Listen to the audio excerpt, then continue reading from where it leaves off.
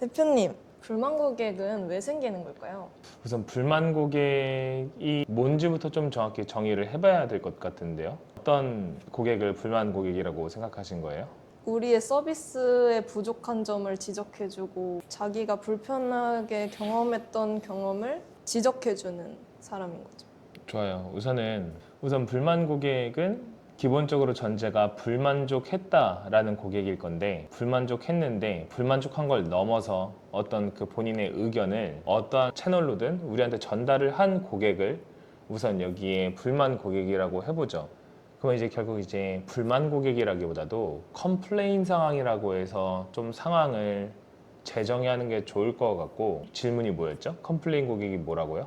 컴플레인 고객이 왜 생길까요? 아, 왜 생기냐? 방금 아까 앞서 얘기했다시피 우선 불만족을 했던 거예요. 우선 불만족을 한 거야. 근데 이 어떤 매장이나 뭐 서비스 브랜드에서 불만족을 그 고객만 했겠어요? 정말 많은 고객들이 했을 거란 말이에요. 그러면 이제 컴플레인을 한 사람은 이제 무슨 차이가 있는 건지가 이제 중요한 건데, 중요한 건 컴플레인은요, 행동이에요, 행동. 불만족을 한 걸 얘기하는 게 아니라 행동을 한 사람을 컴플레인을 했다라고 표현해요. 그러면은 이제 그게 이제 뭐 조직 행동론 이제 이런 관점으로 접근할 수 있는 거거든요. 혹은 소비자 행동론. 왜 행동을 했느냐? 왜 그 행동을 했느냐? 이제 그런 컴플레인은 행동이기 때문에 그 행동을 어떻게 하다가까지 이제 하게 된 거냐가 중요해요. 불만족을 넘어서. 그랬을 때 그 컴플레인 분기는 주로 이제 세 가지 정도로 얘기를 많이 하는데, 첫 번째는 인지 부조화인데, 우선 우리 어떤 인간은 불편한 상황이 생겼을 때 무조건 둘 중 하나를 합니다. 내 생각을 바꾸거나 행동을 하거나, 네, 둘 중 하나를 해요.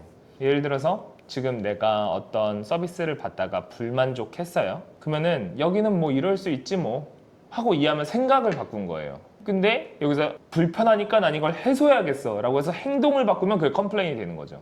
근데 그러면 이제 어떤 거는 그냥 이해를 하고 이제 어떤 거는 이제 이해하지 않느냐, 이제 이런 것들이 이제 점점 이제 들어가게 되는 건데, 그래서 이제 그런 부분을 또 한 번 이제 얘기하는 게 공정성 이론으로 이제 컴플레인 행동을 설명하기도 해요. 지금 내가 받은 서비스가 공정하는가, 네, 공정하지 않다라고 느끼면은 남들은 이렇게 서비스를 대우받았는데 나만 이렇게 못 받는다고 생각한다든지, 아니면 사회통상적으로 나는 이런 서비스를 받아야 된다고 기대를 했는데 얘네는 이제 다른 서비스를 했다든지, 그런 게 이제 확신이 뭔가 되어 갈 때 이제 컴플레인을 거는 거죠. 네. 확실히 이거는 그냥 단순히 불만족한 게 아니라 문제야 라고 이제 생각이 돼야 이제 컴플레인을 거는 거예요. 그리고 이제 세 번째로는 제가 그 정확히 그 이론 이름이 딱 기억은 안 나는데, 그 살짝 이제 영웅 심리적인 그 사회에 이롭고 싶은 그 동기가 있는 거죠. 내가 여기에 이제 이런 문제를 지적해줘서 다른 사람들도 피해 안 보게 하고 이 브랜드에도 도움을 주고 싶어. 이제 이런 마음으로도 그 문제를 정확히 지적하기도 하는 거죠. 근데 이제 여기서 중요한 거는 행동을 하게 하는 거는 정말 쉽지 않거든요. 컴플레인을 누군가 행동했단 거는 뭐 그냥 갑자기 그 한순간에 컴플레인을 거는 게 아니라 이 사람이 나름 고민을 적어도 몇 번이고 계속 이제 하게 되다가 걸게 되는 거예요. 그 사람도 나의 행동에 정당성이 있어야 돼요. 정당성이. 뭐 예를 들어서 뭐 음식이 잘못 나왔다고 해볼게요. 그래서 음식이 잘못 나왔다고 해서 얘기를 했더니 좀 살짝 뭐 퉁명스럽게 아까 주문을 잘못하신 것 같은데 저 분명 이렇게 제대로 적었던 것 같은데, 네, 뭐 하여튼 뭐 다시 갖다 드리겠습니다 해서 이제 다시 가져다 주는 이제 그런 상황이 있었다고 해보죠. 고객은 이때까지 그냥 뭐 그냥 좋게 넘어가는 거죠. 좋은 날 굳이 이렇게 안 좋은 대화하고 싶지 않으니까. 근데 이제 그 다음에 보니까 그 직원들이 보니까 손님들은 신경 1도 안 쓰고 막 저기 이 본인들 일하고 있는 그 바 근처에서 이제 수다만 떨고 있는 거죠. 막 웃고 떠들면서 손님들이 있든 없든. 그러면은 아까 이제 내가 받았던 그 서비스가 단순히 인간이라면 할 수 있는 실수로 이해하고 넘어가려고 했다라기보다도 이건 실수가 아니라 이제 이건 얘네들의 어떤 손님에 대한 무성의한 태도 막 이런 걸로 해서 점점 그 상황이 프레이밍 되어가는 거잖아요. 그래서 이건 단순히 실수가 아니라 이건 얘네들의 확실히 태도 문제야. 고객을 대하는 어떤 뭐 정성의 부족이야. 문제야 이건. 막 이런 식으로 문제라고 이제 생각이 되는 순간 이제 컴플레인을 딱 이제 걸게 되는 거죠. 그러면 그 컴플레인 고객을 해결하려면 어떻게 해야 될까요? 우선은 당연히 고객의 다양한 기대 속에서 문제가 없는 그런 고객 여정을 구축을 해 놓는 것도 중요하고, 그리고 이제 그런 사소한 문제들이 발생했을 때, 혹은 꼭 문제까지는 아니어도 그냥 우리의 일반적인 서비스 여정에서 고객이 불편해하는 것 같은 뭔가 그런 뉘앙스가 감지가 됐을 때 바로바로 그거에 맞춰서 대응할 수 있는 게 필요한 거죠. 여기서 뭐 대응이란 게 꼭 뭐 거창한 대응이 아니라, 고객이 어떤 뭐 부분을 얘기했더니 뭐 좀 불편해해요. 뭐 예를 들어 마감 시간이 지금 뭐 8시인데 마감 시간을 8시 반이라고 안내했더니 좀 살짝 불편해하는 기색을 보여. 그러면은 저희가 아무래도 미리 사전에 말씀드렸어야 되는데 정말 이제라도 말씀드려 죄송합니다. 뭐 이런 식으로 해서 그 감지를 읽어내는 게 우선 제일 중요하죠. 네, 그래서 그 부분을 어떻게든 조금이라도 해소해주고 누그러뜨려주고 이해시켜주고 하려는 그런 노력들이 중요하다. 그리고 최초에 우선 서비스 설계가 잘 되어 있는 게 중요할 것 같고요. 근데 서비스직 종사자라면 약간 공감할 내용으로 질문을 한번 드리고 싶은데, 좀 정말 아무 이유 없이 화를 내는 고객도 있잖아요. 그런 고객한테는 좀 어떻게 대처를 하면 좋을까요? 맞아요. 흔히 요새 뭐 진상 고객이라는 키워드로 막 릴스 같은 데서도 많이 올라오고 하는데, 뭐 당연히 공감되는 상황도 있지만 좀 대부분의 상황에서는 공감되지 않는 경우가 많은데, 여기서가 이제 귀책 사유라는 그 귀인 이론을 이제 좀 살짝 얘기해 볼 필요가 있을 것 같아요. 어떤 상황이 생겼을 때 이게 결국 그 귀책 사유가 어디에 있느냐, 나에 있느냐, 타인에 있느냐, 그 상황을 판단하는 게 이제 매우 중요하거든요. 서비스에서는 이제 뭐 어떤 무형의 것을 고객과의 다양한 상호작용으로서 서비스가 만들어지다 보니까 그런 게 진짜 많아요. 뭐가 맞는지 이렇게 딱 이렇게 구분 지을 수 없는. 이제 그 상황에서 그 고객이 진짜 그냥 화를 냈다라고 생각하잖아요. 그러면은 그 브랜드는 진짜 더 화가 날 거예요. 네, 브랜드는 진짜 더 화가 나고 이 고객을 더 이해할 수 없게 되고 더 이 고객을 진상 취급하게 될 거예요. 그러니까 그냥 화를 내는 고객이라는 워드부터 쓰면 안 돼요, 사실상. 네, 본인이 그 사람이 화를 내는 이유를 못 찾았을 뿐이지. 네, 본인이 못 찾은 거죠. 그렇기 때문에 이게 진짜 중요한 건데, 그냥 우리가 이 서비스 조직의 그 컬처가 이미 어떤 좀 우리를 귀찮게 하는 고객들을 진상 고객이라고 이미 이렇게 낙인 찍어버리는 그런 문화가 있잖아요. 그 조직은 절대 성장이 안 돼요. 네, 그런 점에서 그냥 화를 내는 고객은 없다 라고 그냥 접근을 하셔야 됩니다. 그런 고객은 없는 겁니다. 네, 혹은 뭐 그런 이유라도 있을 수 있는 거죠. 우리한테 화난 건 아닐지어도 이 전에 어떤 상황에서 화가 나서 우리에서 그냥 왔을 뿐인 거죠. 네, 이유는 있죠. 근데 우리가 그 이유를 우리한테 화난 건 아닐지언정 그래도 알려고 노력을 해준다면은 좀 더 이해하고 공감할 수 있을 거잖아요. 저는 이런 일이 있으셨군요. 그래서 이러시는구나 하면서 뭔가 할 수는 있을 거잖아요. 근데 그 고객도 뭐 그런 게 어디서 이제 화 나고 와가지고 뭐 다른 데서 푸는 건 잘못된 거긴 하죠. 근데 이제 좋은 서비스 조직일수록 많은 고객을 결국 포용할 수 있는 그 형태로 가는 게 저는 훌륭하다고 보기 때문에. 네. 그럼 좋은 컴플레인 대처를 위해서 하면 안 되는 행동도 있을까요? 우선은 진짜로 우리가 그냥 마냥 화를 내는 고객이라기보다도 우리가 잘못을 한 거에 있어서 고객이 문제 제기를 한 상황이라고 해서 좀 전제를 해볼게요. 그때 우선 어떤 뭐 이론으로 하나하나 설명한다기보다도 좀 대부분 보이는 그 패턴에 대해서 많이 얘기를 한번 먼저 해볼게요. 첫 번째로 막 고객한테 공감 강요합니다. 공감 강요. 네, 공감 강요. 뭐 예를 들어서 뭐 실수할 수도 있잖아요. 막 이런 거. 뭐 아무래도 사람들이 하는 일이다 보니까 실수할 수도 있고 그러긴 한데 막 이제 이런 식으로 막 공감 강요. 네, 혹은 뭐 두 번째로 뭐 얼렁뚱땅 넘어가려는 것도 진짜 이제 많이 보이는 것 같고, 맞아요, 맞아요. 막 이러면서 어떻게 보면 공감 강요랑 살짝 비슷하죠. 뭐 이러니 뭐 맞아요. 뭐 아무래도 좀 애들이 일하다 보니까 좀 그럴 수도 있잖아요. 막 이런 식으로 막 그런 것들도 많이 패턴을 보이는 것 같고. 그러니까 이제 자꾸 어떻게 보면 이제 우리 쪽의 입장을 이해해 주기를 좀 굉장히 바라는 거죠. 네. 어떻게 보면 우리 쪽의 입장을 얘기하는 게 결국은 변명 핑계가 되는 거거든요. 네, 이제 그런 부분들을 좀 이제 경계하는 게 좋죠. 뭐 어떤 고객들이 그런 말들을 들었을 때 그냥 넘어가 주는 경우들이 있는데, 그건 해결된 게 아니라요. 말 그대로 그냥 넘어가 준 거예요. 넘어가 준 거.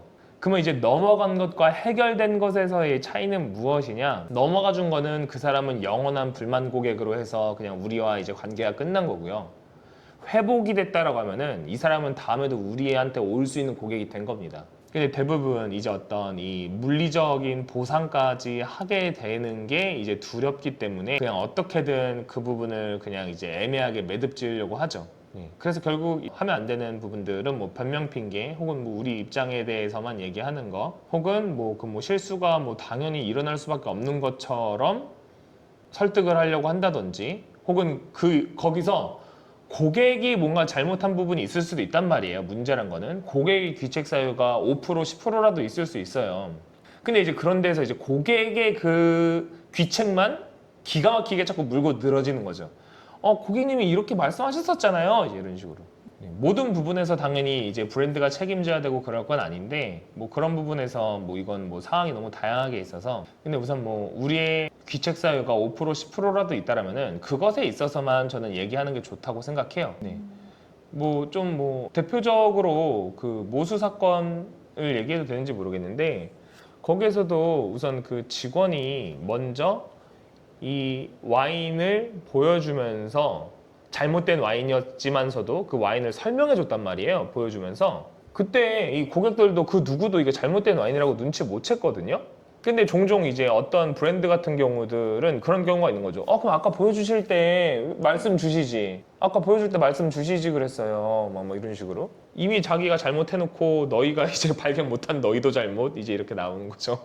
이런 부분들은 고객을 굉장히 더 마음 상하게 할 수 있죠. 고객이 거기서도 충분히 더 싸울 수 있지만 거기서 주로 끝나는 이유는 그런 응대가 잘 돼서가 아니라 싸우기 싫어서입니다. 중요한 건 회복을 해야 되는 거죠. 회복. 그럼 컴플레인 고객이 좀 중요하다고 생각하시는 거잖아요. 그럼 그 컴플레인 고객을 통해서 저희 기업이 성장할 수 있고 피드백을 수용해서 더 나아갈 수 있는 방향에는 뭐가 있을까요? 우선 컴플레인 고객이 중요하다라는 그 의미를 좀 살짝 더 타이트하게 잡고 가야 될 것 같은데 어떤 점에서 중요하냐면은 우선 그 컴플레인 고객이 느낀 어떤 그 불만의 총체가 그 고객만 느끼지 않았을 거라는 점에서 주로 실제 그 불만을 느낀 10명의 고객 중에 1명 정도만이 이제 컴플레인 걸까 말까 한 정도니까요. 그러니까 컴플레인 고객이 1명 나타났다? 그 관련된 문제 10명 이상 겪었다. 그 10명 이상은 말하지 않고 우리를 다시 오지 않을 그 고객들로 간 사람들이다 라고 접근을 해야 되니까 중요한 거고요. 기업 입장에서는 그래서 지금 이런 식으로 그 컴플레인 고객을 접근해야 되는 것 같아요. 문제가 컴플레인 고객 1명 생겼다? 그럼 이게 1명이 아니라 우리 시스템 전반을 다 돌아봐야 되는 겁니다.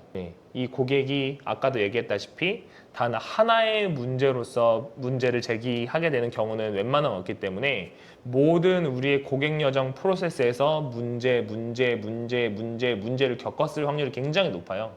그렇기 때문에 그 고객과 충분히 소통을 해서 그 느꼈던 문제들을 다 파악한 다음에 이 여정 단계에서를 다 개선해 나가려는 그런 노력과 의지가 필요하죠. 그 브랜드에서는. 근데 우리가 그 고객을 그냥 진상 취급해버리면은 그 모든 발전의 여정에 그냥 다 기회가 사라지는 거죠.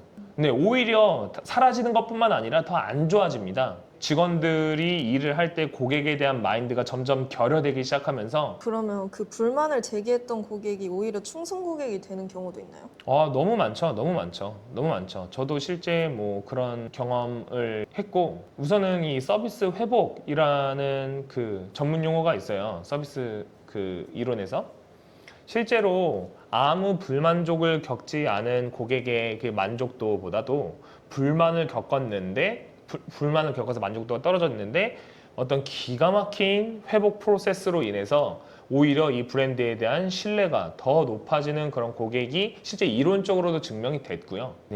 이건 뭐 그냥 누군가의 이야기가 아니라 이미 증명이 된 거기 때문에 뭐 그런 부분도 그냥 얘기할 수 있고 그리고 우리의 일반적인 사례로도 충분히 예를 들어 불만족을 핸들링하는 과정에서 이렇게까지 뭐 정말 신경 써주실 줄 몰랐는데 저희도 막 이런 불만을 제기하면서 이게 잘 해결될까 뭐 걱정됐었는데 이렇게나 저희 불만을 공감해 주시고 정말 이렇게 잘 신경 써주셔서 너무 감사했다. 다음에 인연이 된다라면은 뭐 어떻게 했으면 좋겠다. 저도 뭐 이런 사례들이 있고 저도 저대로 고객으로 해서 저는 늘 좀 오프 더 레코드지만 전 컴플레인 자주 겁니다. 브랜드들에.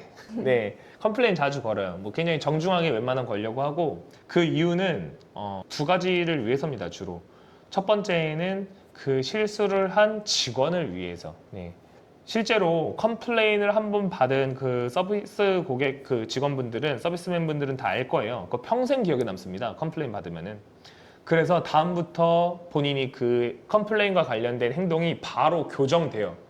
나름 이게 그 조직에서 그거에 너가 이제 그 부분을 문제라는 부분에 있어서의 공감성만 잘 형성돼 있다라면은 그래서 그 교정 효과가 매우 좋고요, 컴플레인이. 그리고 그 두 번째는 그런 과정을 통해서 그 브랜드를 돕고 싶은 거죠. 네. 아까 얘기했듯이 컴플레인 고객은 그런 성장의 데이터가 될 수 있는 원천이기 때문에 그 브랜드를 돕고 싶어서 그렇게 자주 거는데 뭐 그렇다고 해서 자주 건다라고 해서 뭐 엄청 자주 거는 건 아니고요. 뭐 한 1년에 뭐 몇 번 정도 네, 얘기를 합니다. 근데 저도 컴플레인을 걸었는데 거기에서 제가 지적한 부분들에 있어서 공감도 잘 해주고 뭐 대처도 나름 좋게 해주려고 해주셨다면은 전 지금 이후에도 또 갑니다.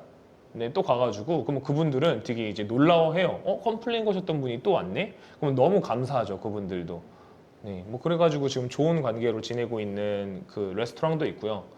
늘 갈 때마다 이렇게 서비스 주시고 하셔가지고 너무 감사드리고 근데 저도 좋은 취지로 말씀드렸다는 거 제 감정 표현이 아니라 네, 여러분도 혹시 저한테 컴플레인 받으신 분 있다면 좋은 취지입니다. 좋은 취지.